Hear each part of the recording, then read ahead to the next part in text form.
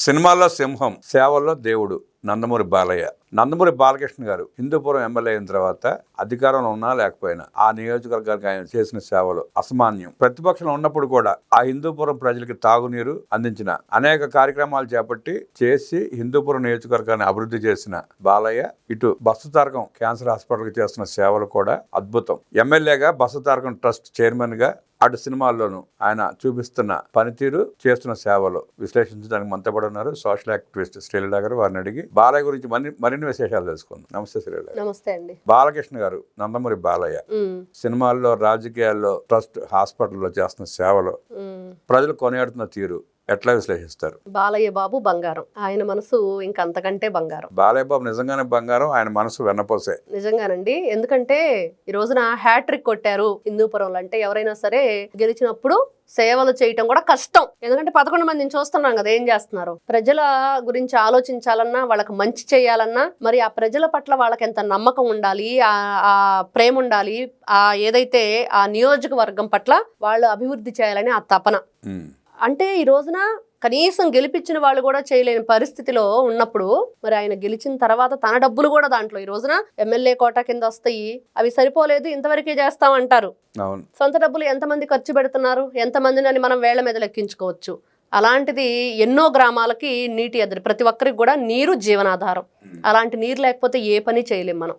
అందులో హిందూపురం లాంటి ప్రాంతానికి చాలా అవసరం. అసలు రాయలసీమ మనం చూస్తున్నాం కదండి, అసలు ఎంత వర్షం పండివ్వండి, కాసేపట్లో ఎక్కడ కూడా ఒక చుక్క నీరు కనిపించదు. అంటే ఆ రాతి నేలకి వాటర్ అంతా లాగేస్తుంది. అక్కడ ఆ వాతావరణం వేడెక్కువ, అక్కడ ఉన్న ప్రజలు ఆ దాహార్తి, నిజంగా ఆ వాటర్ అనేది లేకపోతే ఎంత ఇబ్బంది పడతారో, ఎన్ని ఇక్కట్లు పడాలో. ఎక్కడికో నడుచుకుంటూ వెళ్ళి అక్కడ బావిలో నీళ్లు చేదుకొని తీసుకురావాలంటే మహిళలకి ఎంత ఇబ్బంది అండి. అది ఆ పడితేనే తెలుస్తుంది బాధ.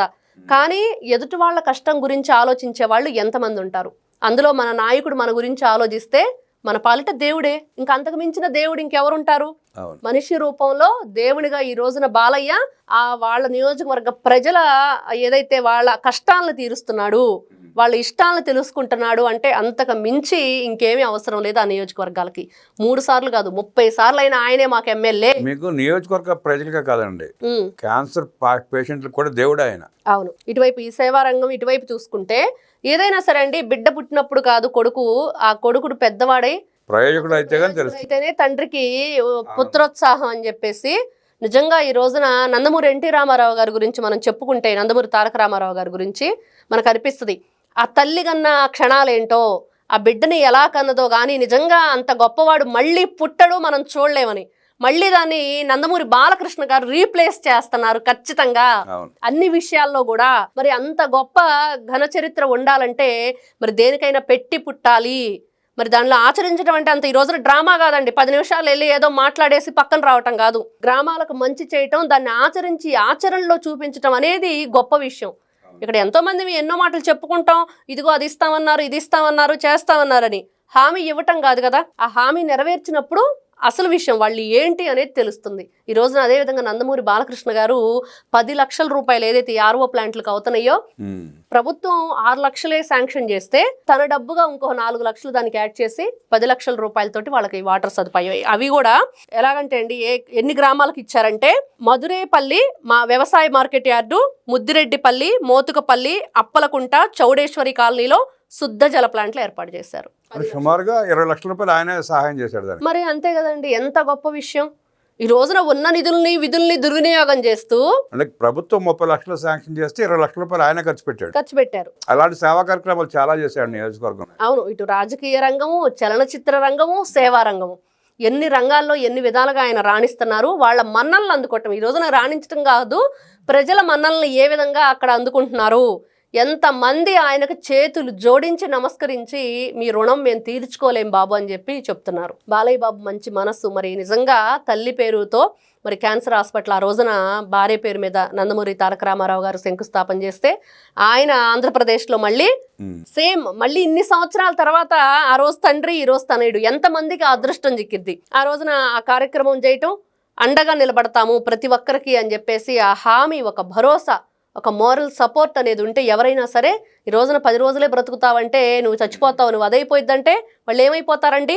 ఏం పర్వాలేదమ్మా, మేము ఉన్నాము, నీకు సేవలు అందిస్తామని ఆ బసవతారకం క్యాన్సర్ హాస్పిటల్ ఎంత మందికి ఊపిరి పోస్తుంది, ఎంత మందికి ప్రాణదాతలు అవుతున్నారు ఆ డాక్టర్లు. వాళ్ళందరినీ కూడా మరి నందమూరి బాలకృష్ణ గారు ఎంత గొప్పగా ముందుకు తీసుకువెళ్తున్నారు సేవా రంగంలో. ఇంకా రాజకీయ రంగం చూస్తే సింహం బాలయ్య. మరి ఆ సింహం గురించి చెప్పుకోవాలంటే ఎన్ని సినిమాలు ఉన్నాయి, ఎంత చరిత్ర ఉంది, ఎంత కష్టపడుతున్నారు. మరి ఆ సినిమాని ఎంత గొప్పగా మరి ఆ డైరెక్ట్ చేయాలన్నా కూడా ఆ డైరెక్టర్లు కూడా బాలయ్యని ఎంత గొప్పగా ప్రజలకు చూపిస్తున్నారు. మరి ఇన్ని విధాలుగా ఉన్న బాలయ్య బాబు గురించి మనం 10 నిమిషాలు చేయటం అనేది చాలా తక్కువే, తక్కువ సమయమే కానీ అవును. చెప్పుకుంటూ వెళితే ఆయన గురించి ఎన్నో రకాల సేవలు. అంటే ఈ రోజున ఎమ్మెల్యేగానే అసలు వాళ్ళు ఎన్ని ఇబ్బందులు ఉన్నాయి, ఎన్ని రకాలుగా మేము టెన్షన్ పడుతున్నాము అని చెప్పేసి మాట్లాడే పరిస్థితి. చలనచిత్ర రంగం, రాజకీయ రంగం, సేవా రంగం, ఇన్నిట్లో సేవలు అందిస్తూ తనదైన శైలిలో తను ముందుకు వెళుతూ ఎక్కడా కూడా గర్వం చూపించకుండా తను ఎంత మందిని ఆదరిస్తున్నాడు. మనం చూస్తే అండి ఆ క్యాన్సర్ హాస్పిటల్ పిల్లల దగ్గర ఆ ఆళ్ళల్లో పిల్లల్లా ఒక పిల్లాళ్ళ మారిపోయి ఆయన ఆ కేక్ కట్ చేసి వాళ్ళకి పెట్టే విధానం కానివ్వండి, వాళ్ళకి బొమ్మలు కొనివ్వటం కానీ. ఆయన రెగ్యులర్ గా హాస్పిటల్ వస్తానే ఉంటాడు. ఆయన చూస్తే సగం జబ్బులు తగ్గిపోతాయి. అవును, అంత నవ్వుతోటి ఆయన పలకరిస్తూ ఉంటాడు. నిజంగా అదే కదా కావాలి ఎవరికైనా సరే, ప్రేమతో పలకరింపే ఈ రోజున అందరూ కూడా కోరుకుంటున్నారు. అది ఇస్తే నిజంగా మీరంటున్నట్లుగా సగం జబ్బు తగ్గిపోతుంది. మరి అలాంటి బంగారు బాలయ్య నిండు నూరేళ్లు ఆయుర ఆరోగ్యాలతో ఉండాలని, నిజంగా ఇలాంటి సేవలు ఆయన అందించాలని, నందమూరి వంశానికి ఒక్కడు, ఆయన సినిమాలు తీశాడు కదండి, నిజంగా వంశానికి ఒక్కడు వంశోద్ధారకుడు అన్న పేరు ఆయనకి నిజంగా సార్థకం చేశాడు. సినిమా రంగంలో, సేవా రంగంలో, రాజకీయ రంగంలో అద్భుత సేవలు అందిస్తున్న బాలయ్య ఈ నేల ఉన్నంత వరకు ఆయన పేరు చిరస్థాయిగా నిలిచిపోతుందని అన్న నందమూరి తారక రామారావు వారసత్వాన్ని ముందుకు తీసుకెళ్తున్న బాలయ్య నిండు నీరేళ్లు హాయిగా ఉండాలంటూ సుఖ సంతోషాలతో జీవించాలని కోరుకుంటూ అద్భుతంగా విశ్లేషించిన శ్రీలీల గారికి ధన్యవాదాలు తెలియజేస్తూ నమస్కారం. జై బాలయ్య.